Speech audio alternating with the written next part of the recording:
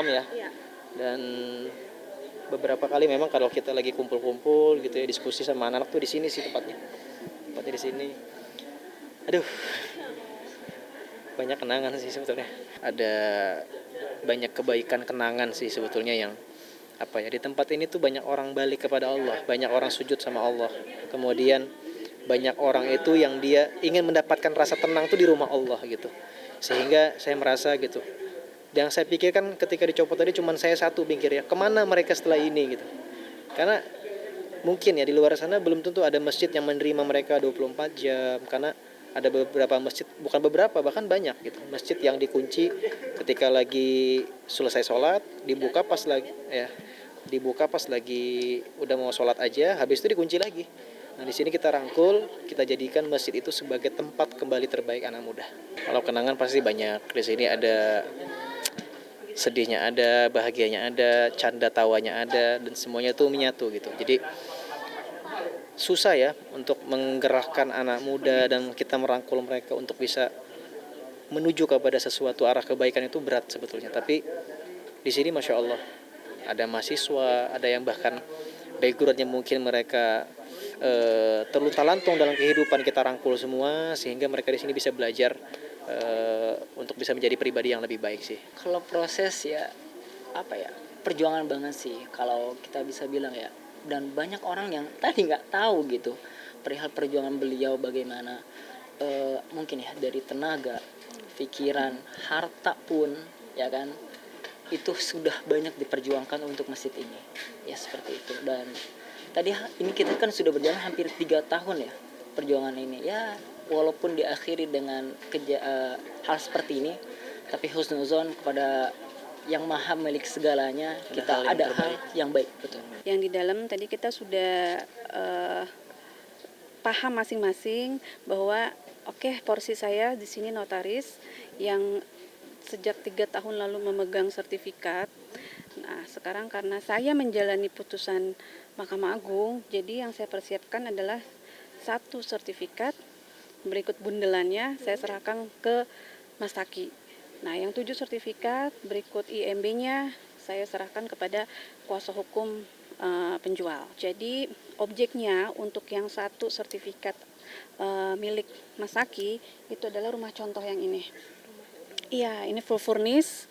Jadi inilah yang menjadi miliknya Mas Taki menurut putusan MA. Dan sisanya yang ada di seberang 4 kafling, dan ini 3 kafling, 2 kafling di sana, 1 kafling di sini. Nah, ini adalah kembali ke pihak penjual.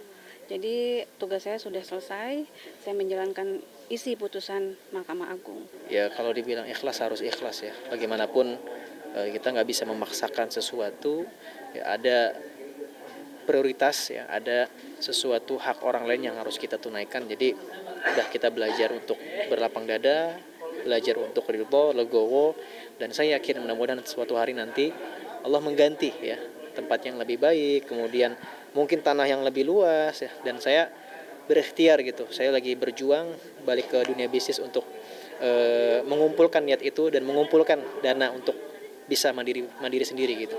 Belum tahu sih, saya belum tahu. Nanti untuk teknisnya mungkin nanti saya diskusi juga. Dan sebetulnya kabar baiknya alhamdulillah ya, pemilik tanah juga mau bantu jual juga, alhamdulillah. Bantu jual, bahkan juga mau support juga secara marketing. Jadi mudah-mudahan ini kerja sama bareng sih sebetulnya. Jadi walaupun kemarin kita ribut-ribut, tapi selalu ada jalan tengah, selalu ada kebaikan yang bisa kita ambil gitu. Tadi kan kami udah berdiskusi dengan pihak dari Bang Taki, dan Bang Taki juga kami apresiasi karena dia punya kebesaran hati untuk mau mengosongkan objek yang semestinya harus dia kembalikan kepada kami.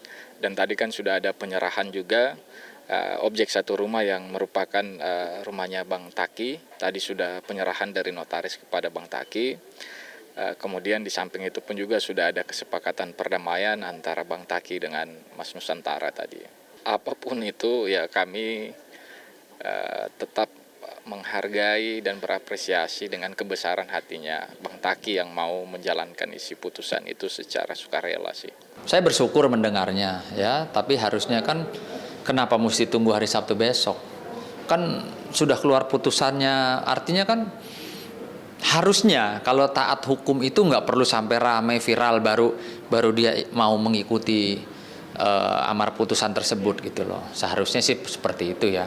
Saya jadi ini ya susah mengomentari jalan pikiran anak ini gitu ya.